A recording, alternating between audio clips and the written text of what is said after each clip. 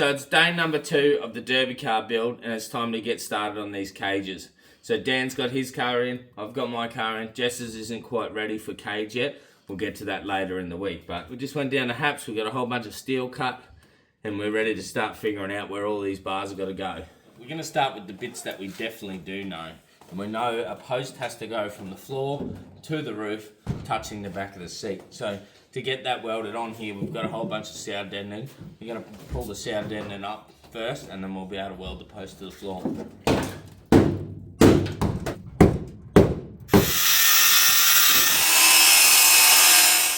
Oh, they might be hot. They go on the floor, and the post from the support from the floor to the roof, these are like the feet to hold it there.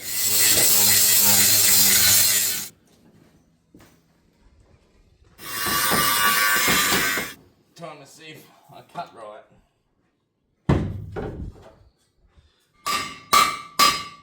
Aha! Success! It's time to start welding it off. While Dan's welding his upright in, I'm just going to grab this out. Now this is our big door plate. 6mm thick this steel is. She's fucking pretty heavy. So to get it to fit properly, I'm just marking a few things out. So I see it's going to have to go around the front of this, and I want to try and cut this as minimal as possible. 1, to keep it larger, but 2, I've only got a fucking 5-inch grinder, so it's going to be difficult to cut this shit as it is. So I'm just marking so I can slide it further forward, and it needs to go forward about 40 or 50 mil, which is about that far.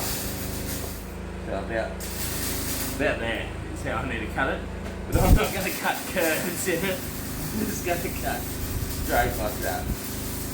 Somewhere there, I'm going to cut it, and then I should be able to slide it forward, and then I'll be able to see how much I need to cut out of the bottom here to clear from my seatbelt. I found a bit of an issue here with the door plate is I cut it out so it could go further forward so to protect your feet a little bit more, but it's actually a bit short. It's actually a little bit short, and I want it to clear this seatbelt part here so that I don't have to change the seatbelt, but it just means that there's a little gap here, and I'm not sure if we're allowed that gap, so I'm just going to get an offcut and cut it offcut and weld it onto there, just so then I've definitely got that gap closed, because I don't want them to pull me up on it when we get down there and go, no, you've got to fill that gap in. So I'm not sure how technical they're going to be, but just in case, we'll get that little gap there covered in, and it'll probably be a bit safer, yeah.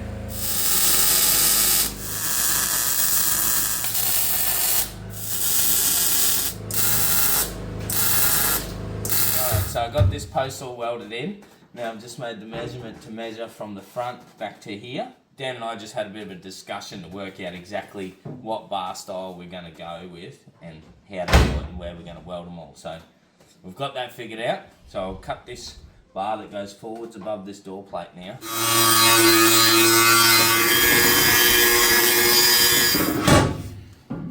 That's sick. Encroaches on your driving space, doesn't it? Like, lucky you lean all the way this way. Yeah.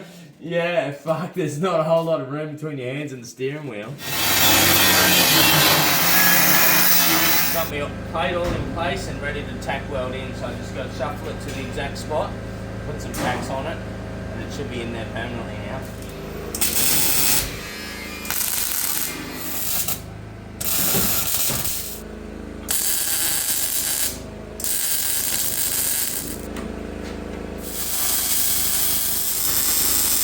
Just measuring how high this is off the floor so I can set that one at the exact same height. So I'm realising it's the difference whether there's crumbs under the end of the tape measure or not. 552.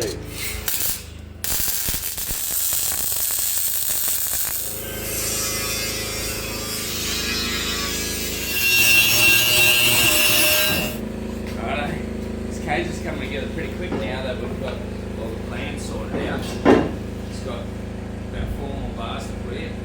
Fuck off, how come it's going to be that much longer? It's like 10 mil. No, that's because you said it was coming along nicely. That probably is why, eh? Alright, so we're just going to measure up to this bar that goes across the bottom here, and then there's a bar that goes from this bottom one up to in front of the driver there, up on a diagonal across the front of that plate. And then that's pretty much it. She's done.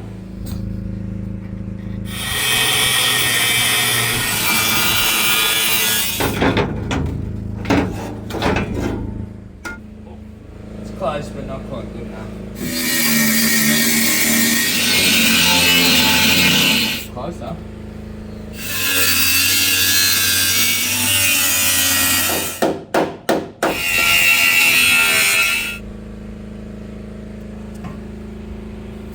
That'll be good enough. Look, got this angle right. About fucking time we got one right. Try and hold it there and weld it there.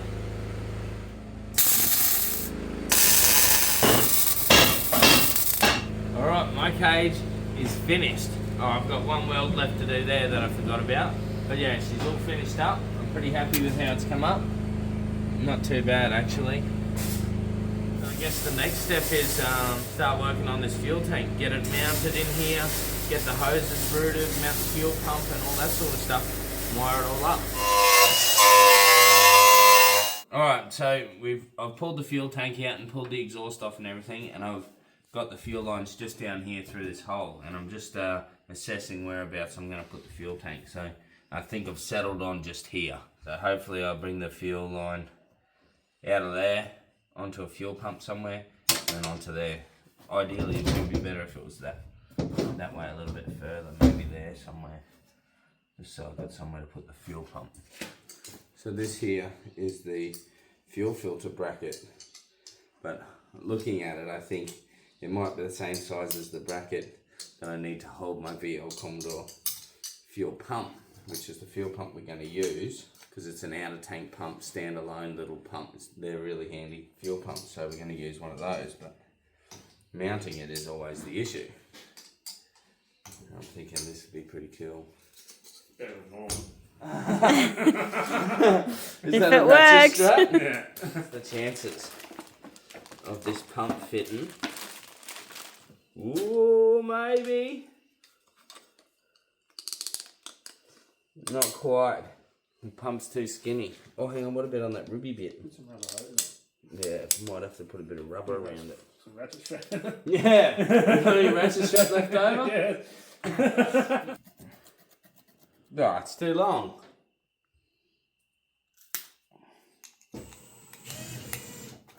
It's going to bolt down just nicely. We'll groove it down. So I think I'm going to put it about there somewhere. I know it's on a funny angle and everything, but I'm trying to keep the rubber to an absolute shortage.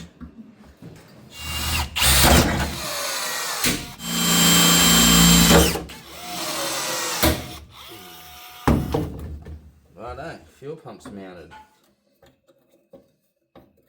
Do you want me to do that? Righto, so I've got the fuel pump hooked up there this morning, the return line and the air breather all hooked up. Time to put fuel in and see if my new fuel system is going to work. Test if my fuel pump works. You got a battery? Ah, hook the battery up.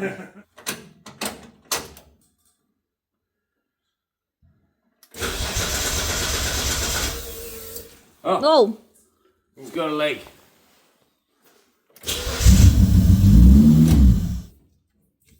I tighten the hose clamp up a bit to see if it stops the leak.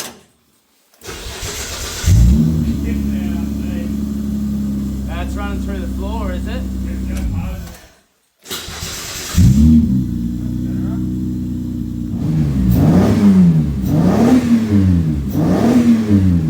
Fucking smoke coming out of the gun. Gee, wonder why it's not real healthy. So the next job is to mount the battery inside the cab there, right? But to do that, we've got to mess around with all this wiring and try and get everything as long as we can get it, so then we know how far we've got to extend our positive and negative wires to get down to the battery. if I get these two relays out of here, I'll be able to move all this wiring all over out of the way, because at the moment it was all dangling where my feet are.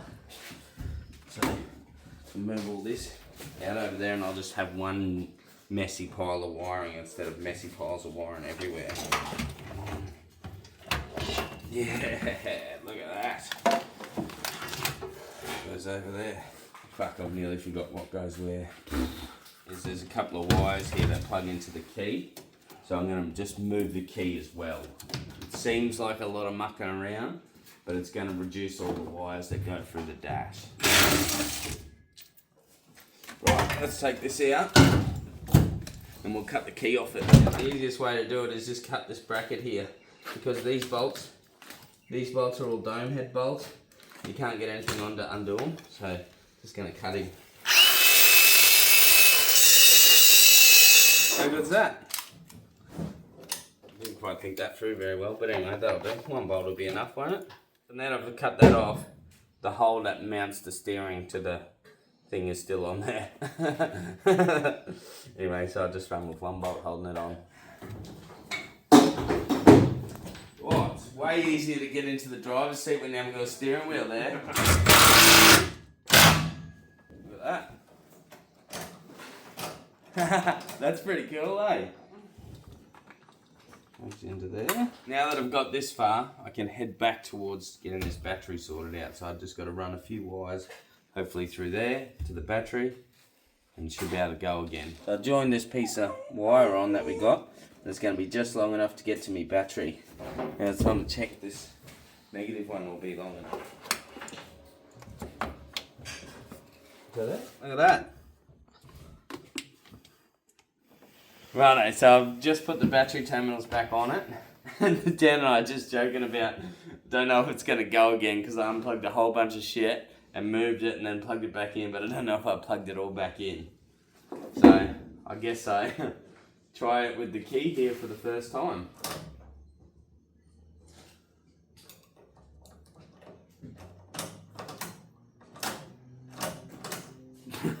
Fuck.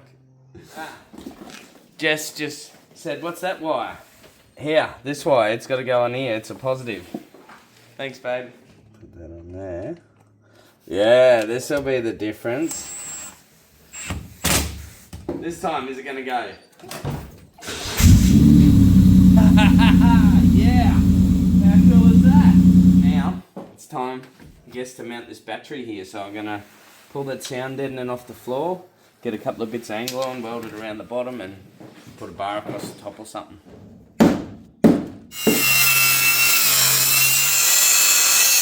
There.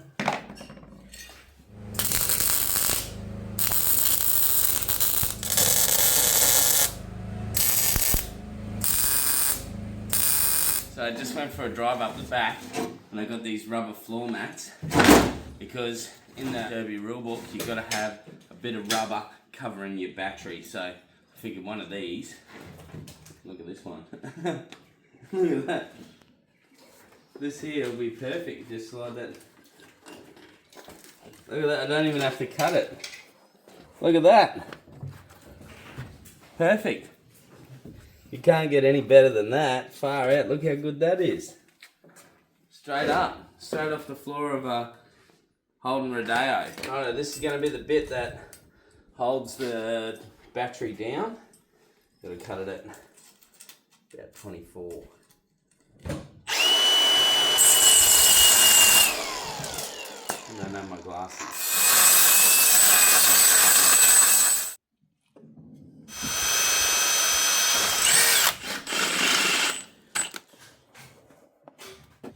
Through there.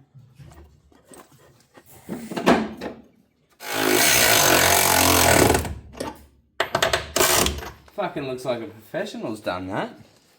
Not me. Doesn't look like I've done that.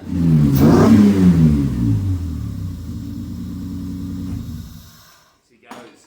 Now all the wiring is nearly done. I just got to tape all that nest of shit right up and she should be all good to go. Next step, put the window mesh on, and then we're pretty much done for the bare minimum you have to do to take this thing into a derby contest.